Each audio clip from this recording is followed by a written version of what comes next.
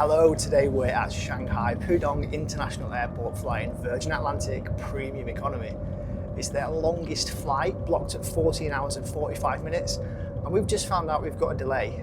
So let's go and drop off our bags, head through security, and see what's airside. We've hitched a ride on the Shanghai Maglev, which, if I'm honest, I've been wanting to ride on for the past 20 years. I'd recommend it if you're in town. The ride set us back about £9 each for a return, but it sadly no longer operates at its design speed, now being limited to around 300 km an hour. Anyway, time to check in. Separate lines depending on travel class today, and SkyTeam status where available. We headed into the premium lane. As mentioned, our aircraft was late leaving London, so Virgin updated our departure time overnight, pushing it back from 11:10 to 12:30, about 80 minutes behind schedule. The check-in staff were proactive in letting us know about the delay, and our bags were accepted with a premium label added. I assume that means they should come out faster than an economy bag once we get to Heathrow. Pudong Airport Terminal 2 is sizable, and it's got artwork throughout the terminal. I didn't film much here as, if I'm honest, I was a little bit nervous about doing so, given the heavy security and camera presence all around China. I felt like every move that I was making was being watched and monitored. For your information though, it took us 30 to 45 minutes to clear the formalities before we finally got airside.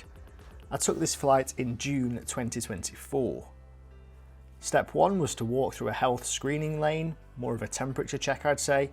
Number 2 was the longest queue, and that was for customs and immigration. Here our passports were checked against our boarding passes, and we had separate lanes for foreigners and Chinese nationals, as you might expect. Step 3 then was security, and once we passed through that one, we were into the departure area. In general, the whole process here seemed a lot more organised than Beijing Daxing Airport. We made a beeline for the China Eastern Lounge, and whilst this isn't included within our ticket price, it is the lounge that Virgin upper class customers can use. It's a SkyTeam lounge, and we accessed it through our priority pass. In general, although it felt dated, it was okay. With plenty of seating, we chose upstairs as it was quieter. Hot food was downstairs and it was alright. Spicy pork and pulled veg noodles. Cold food upstairs and downstairs with a selection of sandwiches. Some comprehensive fruit. And fancy dessert.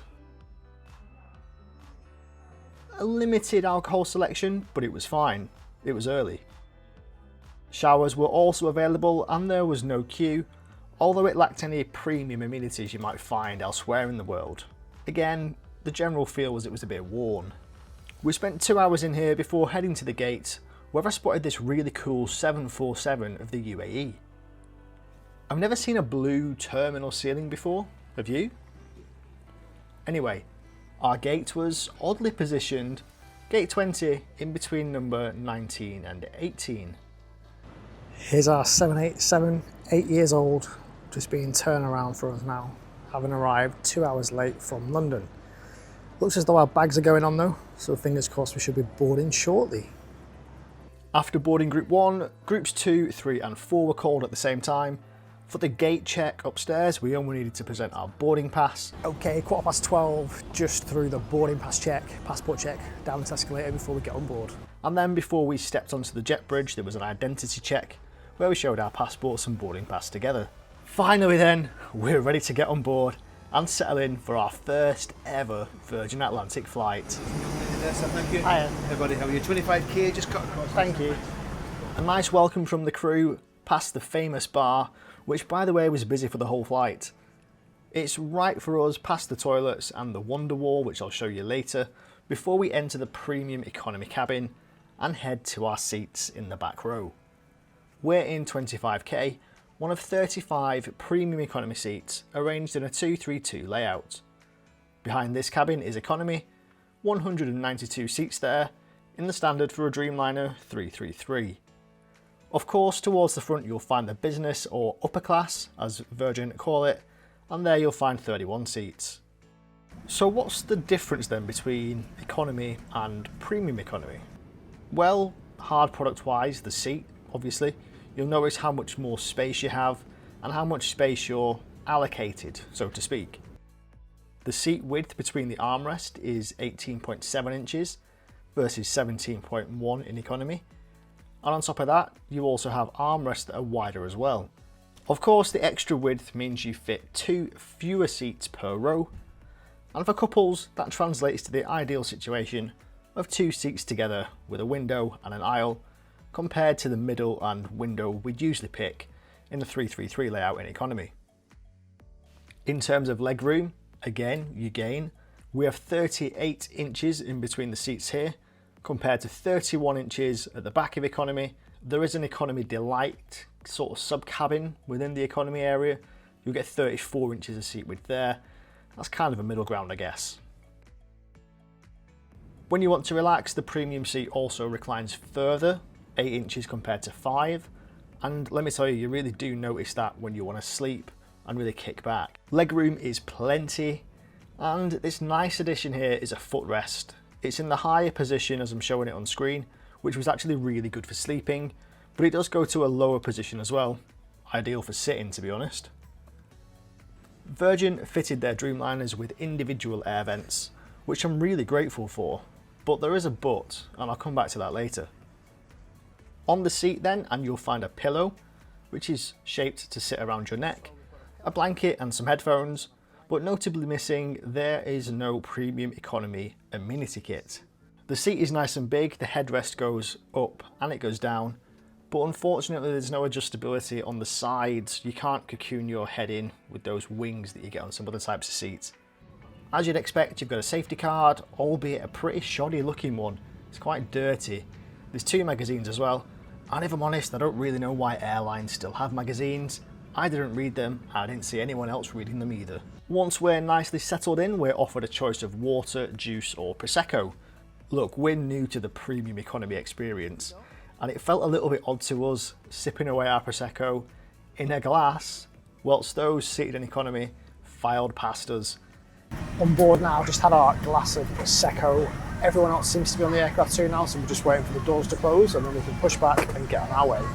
We probably had around 40 minutes between sitting down and pushback, so we managed to sink 2 glasses of Prosecco before takeoff.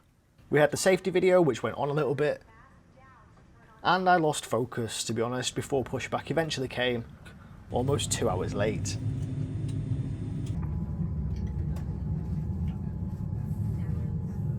Thankfully though, a short taxi out here at Pudong, heading out to runway 17 left. And once this China Eastern 777 leapt into the air, it was finally time for us to head home. Let's power up these Rolls-Royce Trents, sit back, relax and enjoy the flight.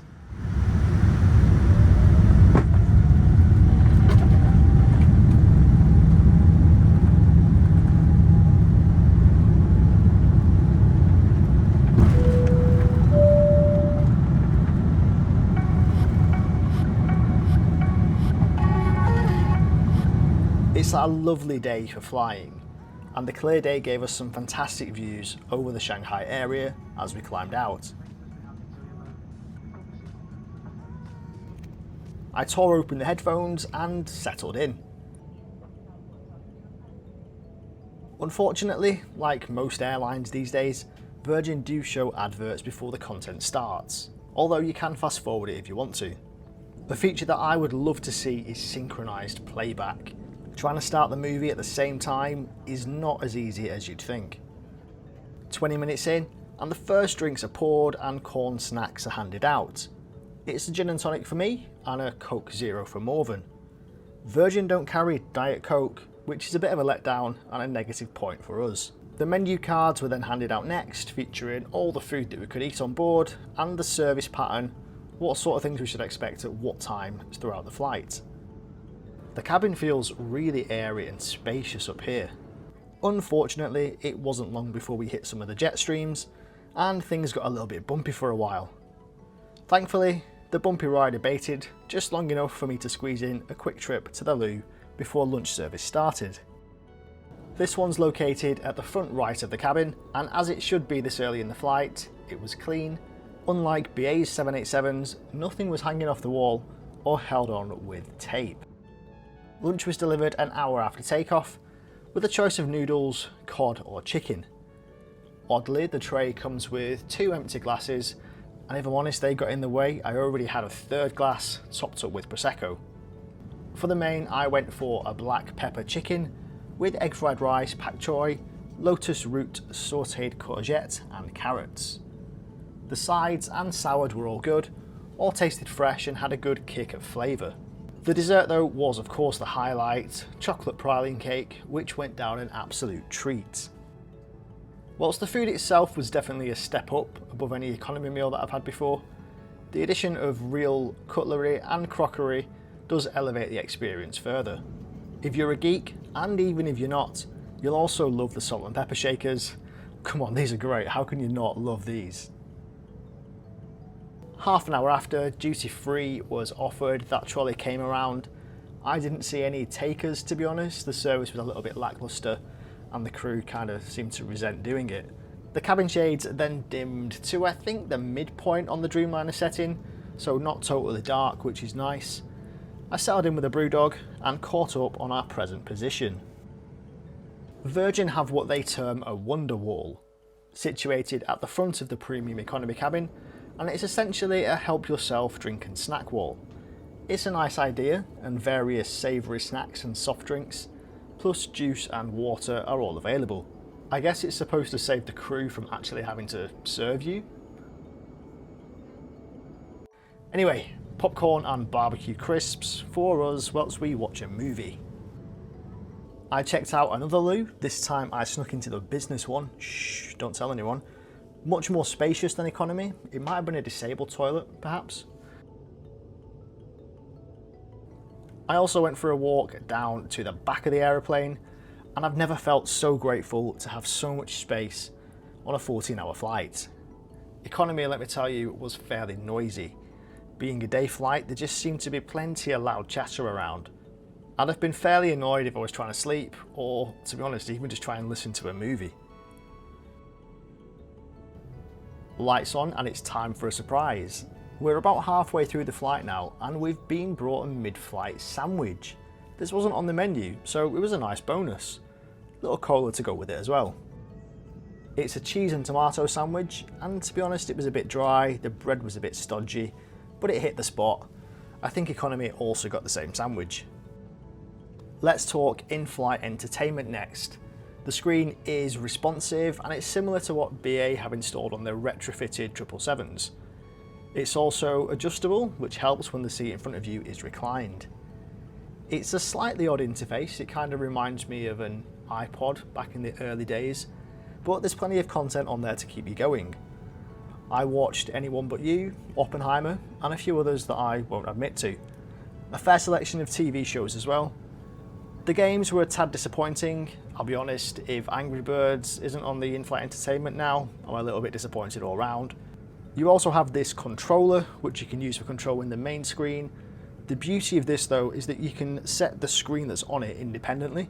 So watching a movie, I can have the in-flight map and all the flight parameters on here, you know, just in case I have to get up and fly the plane or something.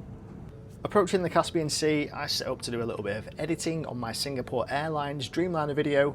You should probably go and watch that after this one.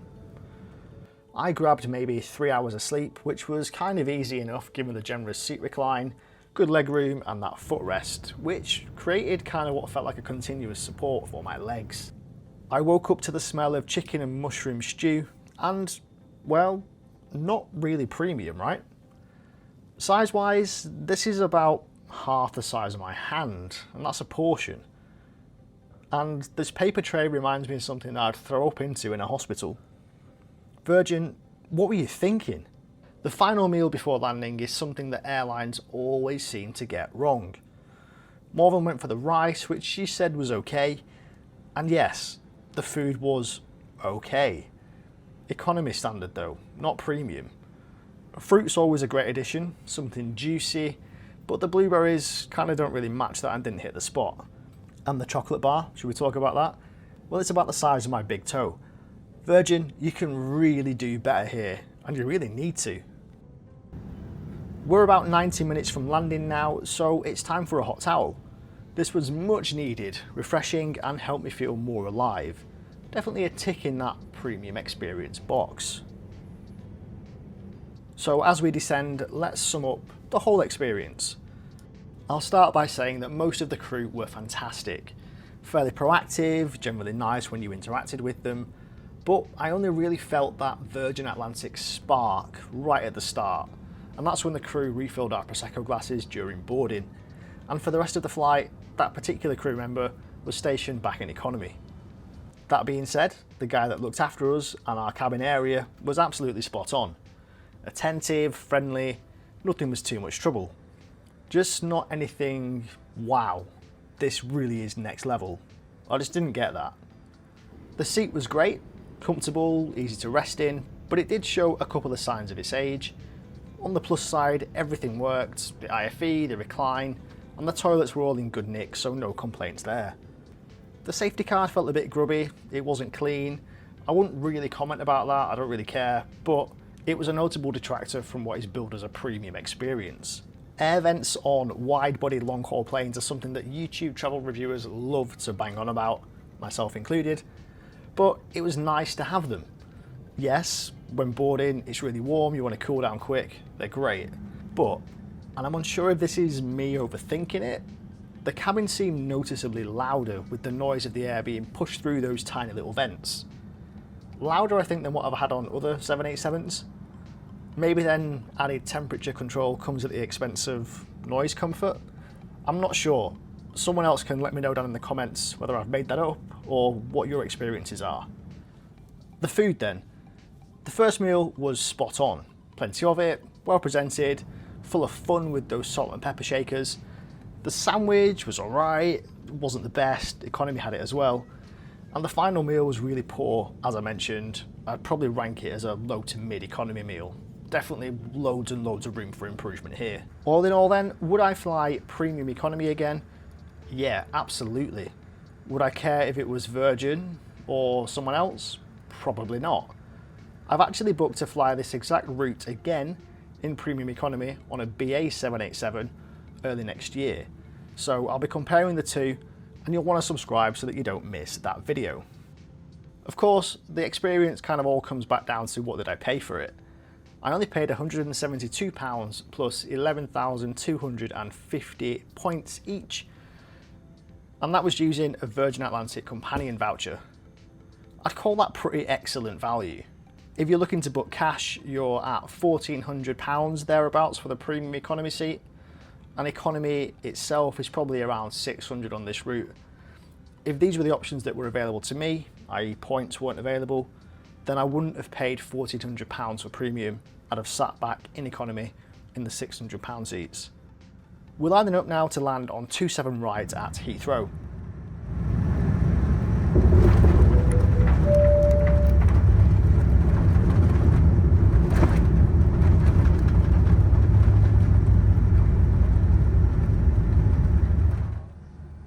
A short taxi in later and we're on stand. Of course, Heathrow being Heathrow, and despite us being an hour late, there's no one there to drive the jet bridge. So it's 15 minutes more of just waiting for something to happen. Immigration were on strike, which means we walked straight through with no queue, top marks for the guys covering, and then on to baggage reclaim to collect our bags, maybe within 30-40 minutes of landing. Really quick actually. BA and T5, you should definitely take some notes from the guy over here at Terminal 3. So that was Virgin Atlantic Premium Economy from Shanghai to Heathrow. Do let me know what you thought down in the comments. Support the video if you can, give us a like and share it. And don't forget to subscribe. Plenty more coming up. Thank you very much for watching. We'll see you next time.